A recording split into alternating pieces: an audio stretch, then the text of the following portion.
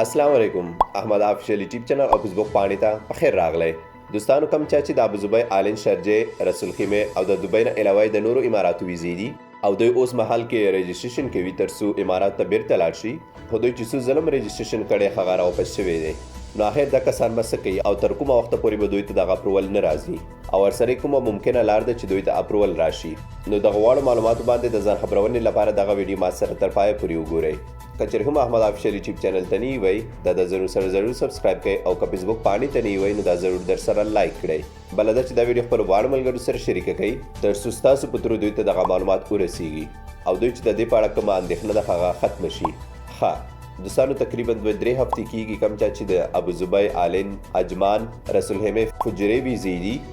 دوی بار رجسټریشن کړي خو دوی ته اپروول نه دی راغلی حتی داسې هم شوي دي چې کم چې اته نزله رجسټریشن کړي خو خره پیرا دوی ته راواپس شوی دی دغه کسان اکثر هم مانه پوښتنه کوي چې موږ ته به اپروول څنګه راکول کیږي دوستانو په اوسني وخت کې کم چې دوبۍ نه علاوه د نورو اماراتو ویزې دي هغوی کې چې د چا مهنه یا وظیفه ښیي هغوی ته اپروول ډایرکټ ورکوی کیږي تقریبا په یو منټ کې دننه هغوی ته اپروول ورکوی کیږي خو کم چې مهنه یا وظیفه ښه نه وي دوی څو ځله رجسټریشن کړي خو خره پیرا راواپس شوی دی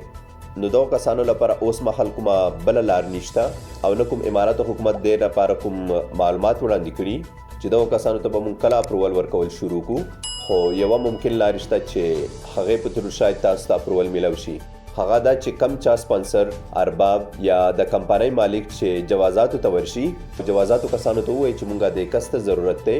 هغو بار رجسټریشن کړی تاسو اپروول نه دی ورکړی مهربانۍ له مخې تاسو د کس ته اپروول ورکوئ تر څو دی راشي او دلته خپل کار پر مخ بوځي نو دا یوه ممکنه لار ده چې دوی ته به اپروول ورکړی شي بله لارې اوس مهال د دې لپاره نشته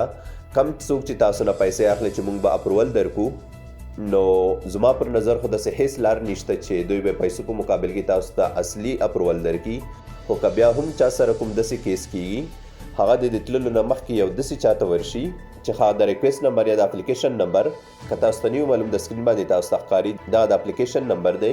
نو دا هغه کس ته ورکړئ او ورته ووایي چې ماته د اپروول چیک کړئ چې آیا د اپروول اصلي ده او که دیسي ده نو ستاسو واړو څخه مې هیله دا ده ځکه ما داسې خبرې اورېدلې دي چې په ځینې ځایونو کې د دوی څخه پیسې غواړي او د پیسو په مقابل کې اپروول ورکوی کیږي نو تاسو خپله سوچ وکړئ چې د واړه اسناد په سیستم کې جمع کیږي هغو سره هیچا کار هم نشته سوا د جوازاتو خپلو کسانو نه نو دوی په کومه طریقه تاسو ته اپروول درکوي که درکوي هم نو اول خو هغه اصلي نه وي نو همدې له وجې تاسو کوشش وکړئ چې داسې کسانو څخه ځانونه بچ کړئ تر څو ستاسو پیسې نه وي تلي او خپل وخت مو نه وي ضایع شوی که بیا هم کوم څوک په ګارانټۍ سره تاسو ته اپروول درکوي نو کلم چې تاسو اپروول درکړی شي هغې کې یو د اپلیکیشن یا ریکویسټ نمبر وي هغه په داسې یو ملګري باندې چیک کړئ چې ستاسو پې بروسه وي تر څو هغه تاسو ته وښیي چې دغه اصلي دی او که دیسي دی نور کم څوک چې رجسټریشن کوي هغه دې نه ورخطا کیږي